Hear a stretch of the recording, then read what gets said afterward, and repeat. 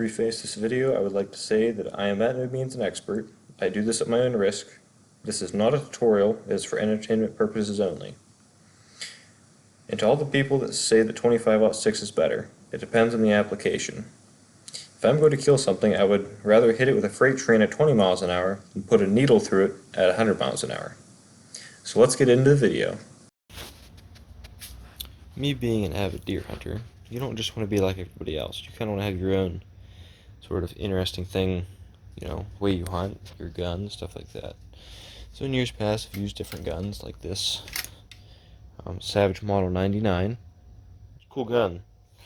Cartridge, yeah, it's just 308, it's nothing special. A couple years ago, I used this 458 Winchester Magnum, built out of a 8mm Mauser. Yet again, it's pretty cool, but I can do better. So, when I was bored this winter, me and my dad, we worked on this rifle here. This is also built out of an 8mm Mauser, but I wanted to be extra different.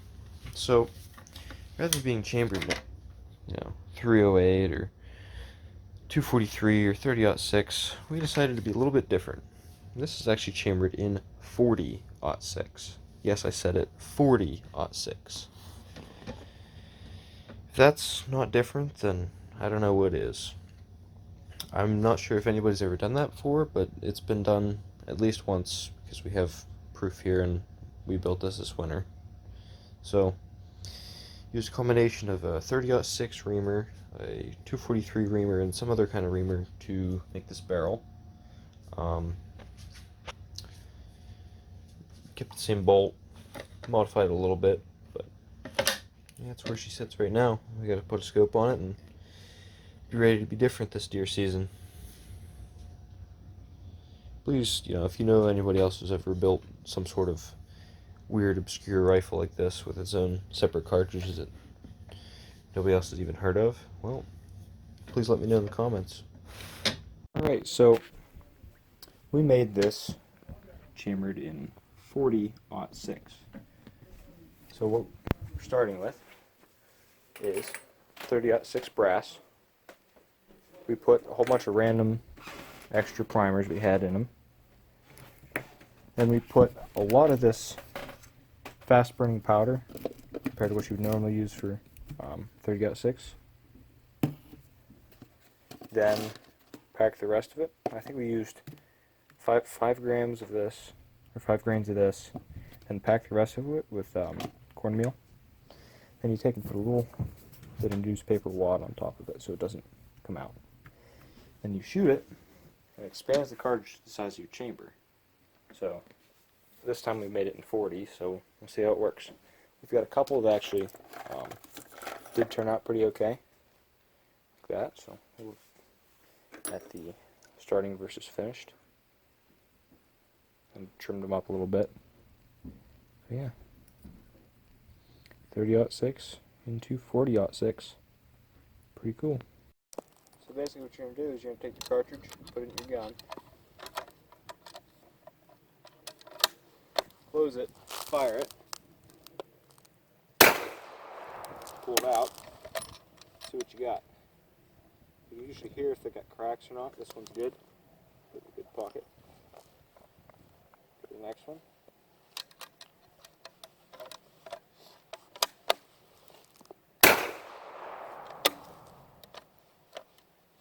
That one's cracked. I'm going to put that in a bad pile. Not 100% success rate, but it's good enough for me.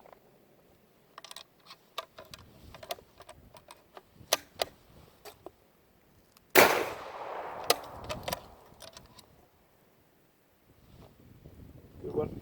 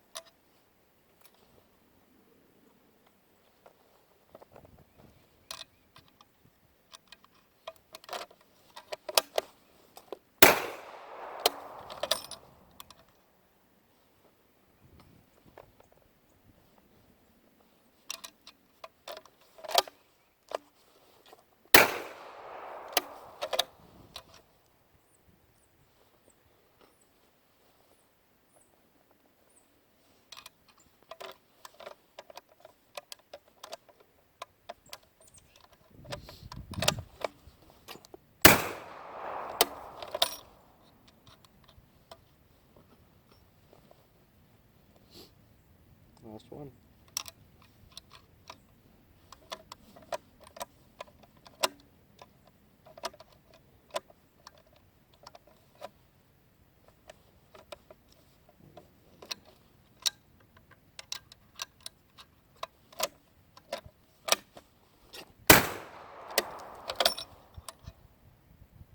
Good. Alright, so we got them all fired. We got, what was it, 37 out of 59? I mean, not a perfect success rate. You're not going to have that when you're stretching cases. Some of them have little cracks in them, so you can't really use those. 62, 63% success rate, somewhere in there. It's not bad, so yeah. We'll get them trimmed up later and shoot them again, and that will actually get the shoulder where we want it, so we have the right head space. So yeah, catch you later. Yep. You're gonna trim your brass. Don't know what kind of brass trimmer you have, but this is what I'm using. Push down the lever, put your piece of brass in there, turn this on.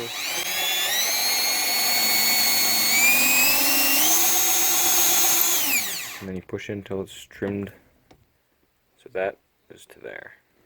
So, yeah. Here's the start, here's the finish. Trims it to the right length. Next, you're going to take your brass and use a depriming die. So you can primer out. But you don't want to size it because this is something that can't be sized because it hasn't been done before. At least not that they make dies to size this. So just do that to all your brass and I'll get back to you.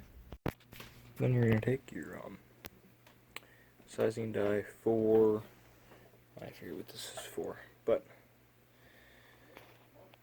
something 40. Anyway, you're going to put your brass in, put it down just a little bit, pull it back up, make it just enough that your homemade 9mm brass bullets fit right perfectly in there.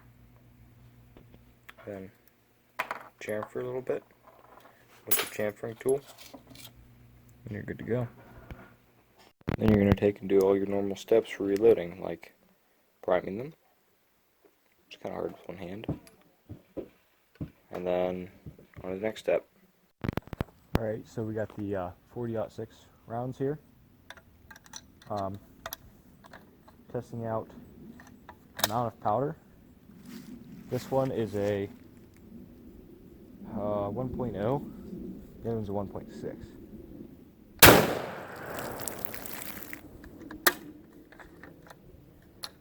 That's pretty tame. See what 1.6 does.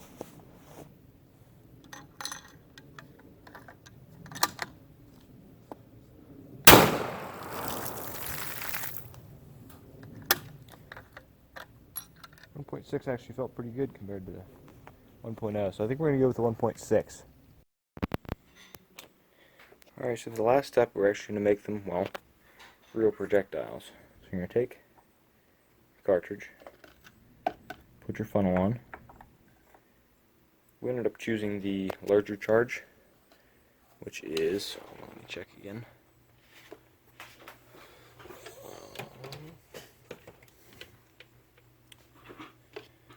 Turn on 0. Get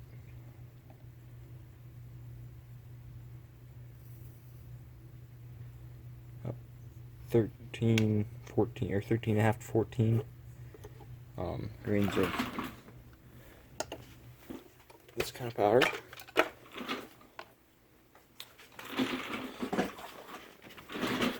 And so put that much in.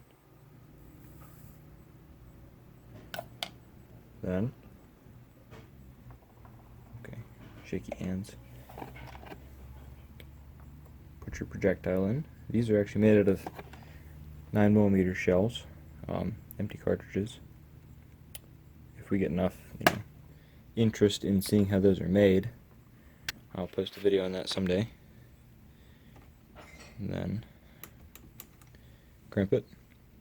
This is not the right die for this job, but it works.